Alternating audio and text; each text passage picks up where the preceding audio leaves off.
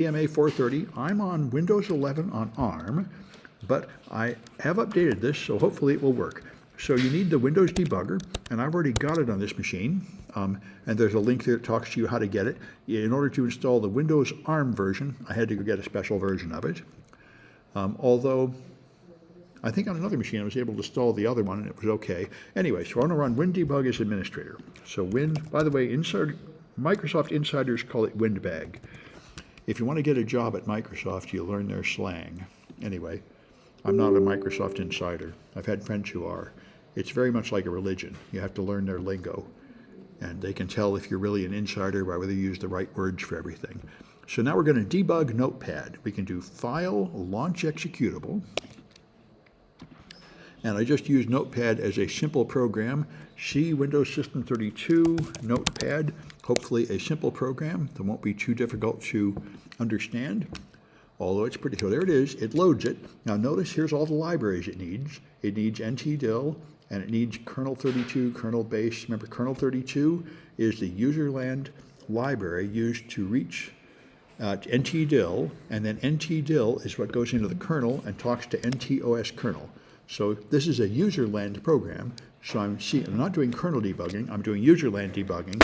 I'm seeing the libraries that are used by it. So there's the dils. All right. And you can confirm this, by the way, in Process Explorer. I should have that, Process Explorer.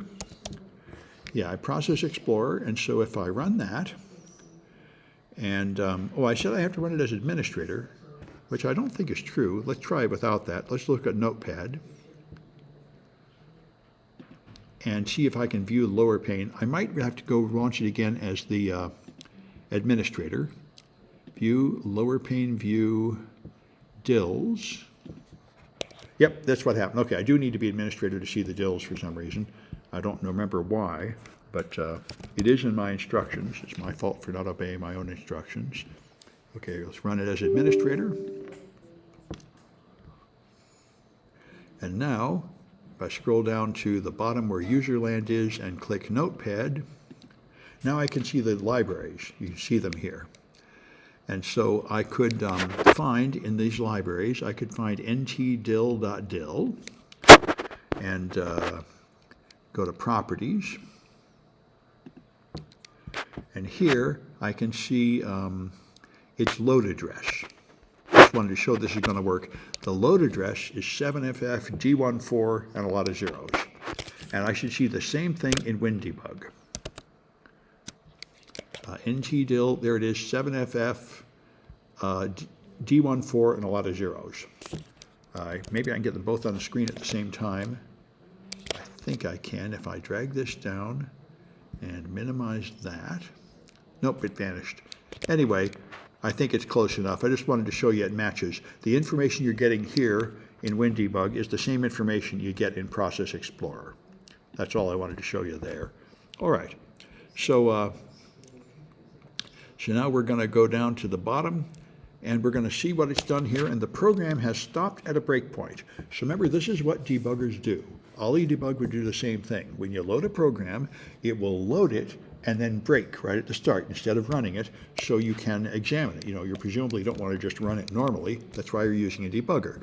So we can view the stack. Right now we're just seeing the loaded modules, but up here we can click View, Stack. And when you do that, it's going to take this lower pane down here, which there it is. I had it shrunk out of the way to take screenshots earlier.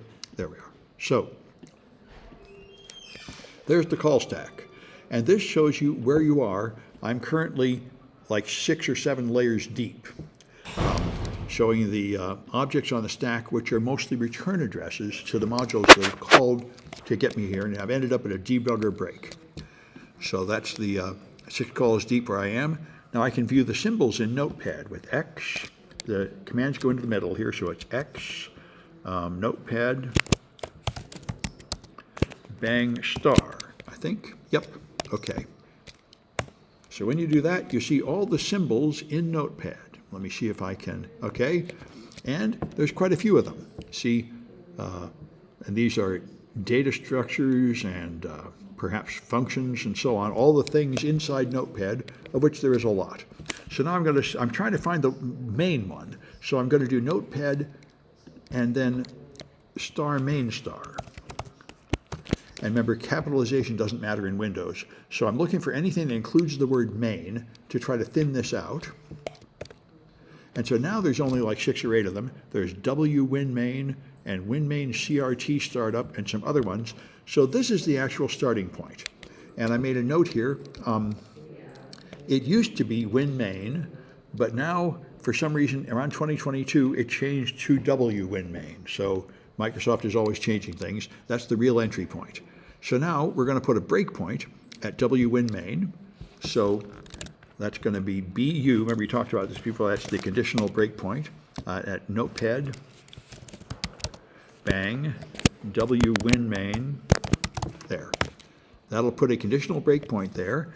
And BL will list the breakpoints so I can see it. And there it shows you the breakpoints. And this is what I mean by the ridiculousness of having a GUI. Instead of having to type certain commands, you can click here and execute these commands, but you could just as well type them here. You don't gain that much from these, as we're going to see. Anyway, now we can run. It's not running right now. Now I could run it by going home and clicking this Go button up here, but I can also use the command G for Go. And it runs, and now it starts Notepad, and it breaks when it enters WinMain. So I've just moved from wherever the debugger stopped it forward to the start of WinMain, and here you see the first assembly language command, which is this packibsp, which seems to be at the start of every module. Now, I'm not really sure what it does. That's an unusual assembly language command, but I'm seeing it in all these modules. It's something common at the start of ARM functions that I don't know yet. Now I can list the loaded modules. Should be the same kind of thing we saw at the start. And there they are, a list of all the loaded modules. And notice most of them don't have symbols, but a few of them do. Notepad has symbols, Kernel 32 has symbols, and the NTDill has symbols. These other modules don't have these symbols. And I think the deferred here means you could go in the menu and go to the Microsoft website and download symbols for these things because they are Microsoft products, but they're not included by default in WinDebug. And now we can see a stack trace. There's one down here, but I can also just see it in the main window by doing K, and then I'll see the stack trace. So here you have the stack, I'm not quite sure what this child thing is. Here's the return address for these various objects, yeah. Anyway, here's you see this, what shows you. I was in NTDill, then in Kernel 32, then in Notepad, and the last thing I did was launch Notepad WinMain, and that, of course, hit the breakpoint. I put a breakpoint, a deferred breakpoint, so as soon as it loaded this and tried to run it, it would break. All right. So I can find the API calls that create files. That's NTDill, and so the X for examine, NTDill is the user land library. This is the native library that we talked about, the native API. And I can look for things that have star create file in them. Star create file star. And I'll see there's about a dozen of them. NT create file and ZW create file and NT create file FFS and a bunch of different versions of it. These are various functions that are in labeled locations that have to do with creating files. So now I'm going to put up a breakpoint at one of them. One of these is called ZW create file. So I'm going to put a breakpoint on this one. I'm going to just copy it from there and do a BU on it. Another one of those deferred breakpoints. That's going to break as soon as create file is called. And now when I run with Go, it's going to run, and then it's going to hit create file. So apparently Notepad calls create file when it first runs. And I don't know why. I would think it wouldn't need to call create file until you tried to write a file. But remember, the first thing Notepad does is pop up a box and say, do you want to create a new file or not? And apparently it calls this function before that box even comes up. So it hit the breakpoint, it stopped at the beginning of NT create file. All right. I can do another stack trace with K. And the stack, notice I'm now 14 layers deep in the stack. This is why you have to have the stack and all these stack frames. You're many layers deep when you're running in real code. All right. and you can view threads. Now, I think if you go back up to the start of this, you'll see 000K. It's actually showing me the stack trace for one thread. Remember we talked about this last time. Every process contains threads, which are independent streams of execution, and the threads are what actually get CPU time. So your process might be multi-threaded, and it might not be. You can see all the threads with the tilde command, which is a shift back tick at the top left of your keyboard. That will show you the threads, and you can see my machine has 4 threads running on it, 0, 1, 2, and 3 right now. When I did it before, I think in Windows 10, I only had 1 thread running. So, and like I say, I don't know why Notepad ever has more than 1 thread, but Microsoft makes everything very complicated.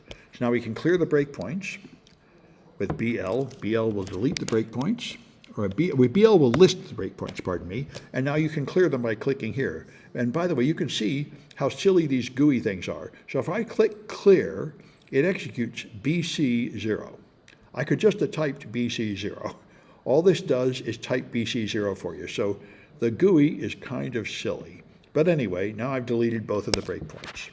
All right, now I can run Notepad, so I might as well hit Go up here, or I could use a G in the command line. Now it's running Notepad, and it actually ran and opened up this window.